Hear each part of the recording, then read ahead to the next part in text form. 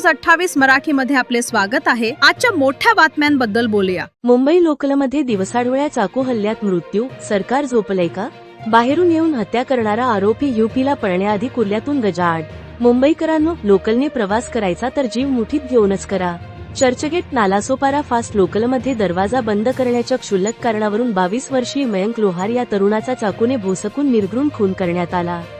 मुंबईच्या जीवनवाहिनीवरच रक्ताचे पाट वाहत असताना सरकार आणि यंत्रणा काय करत आहेत? मुख्य आरोपी रोशन सुवर्णा वय 30 यांनी हत्येनंतर बोरीवली स्टेशनवर उतरून थेट उत्तर प्रदेशला पळ काढण्याचा डाव रचला। मात्र बोरीवली रेल्वे पोलिसांच्या 6 विशेष पथकांनी तांत्रिक तपासाच्या जोरावर आणि आरोपीच्या वडिलांकडून मिळालेल्या माहितीच्या आधारे आरोपी ट्रेनमध्ये बसण्याआधीच कुर्ल्यातून मुसक्या आवळल्या। 1. मुंबईत यायचं, खून करायचा आणि पळून जायचं? बाहेरून येणाऱ्या गुन्हेगारी प्रवृत्तींना मुंबईत मोकळे रान कोणी दिले?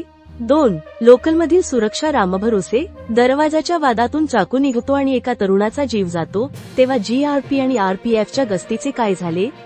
3. कायद्याचा धाक संपलाय का? किरकोळ वादातून हत्या करण्याची हिंमत येते कुठून? अशा नराधमांना फास्ट ट्रॅक कोर्टात खटला चालवून फाशीच झाली पाहिजे।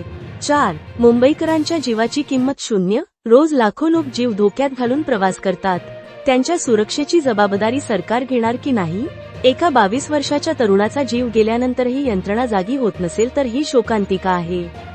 गुन्हेगाराला 24 तासांत अटक करणाऱ्या रेल्वे पोलिसांचे अभिनंदन, पण असे प्रकार घडूच नयेत यासाठी ठोस पावले कधी उचलणार? मुंबईची शांतता भंग करणाऱ्या आणि कायद्याला वेठीस धरणाऱ्या या विकृतांना जर बसवण्यासाठी सरकारने आता झिरो टॉलरन्सची भूमिका घ्यावी, अन्यथा मुंबईकरांचा उद्रेक झाला तर त्याला जबाबदार कोण?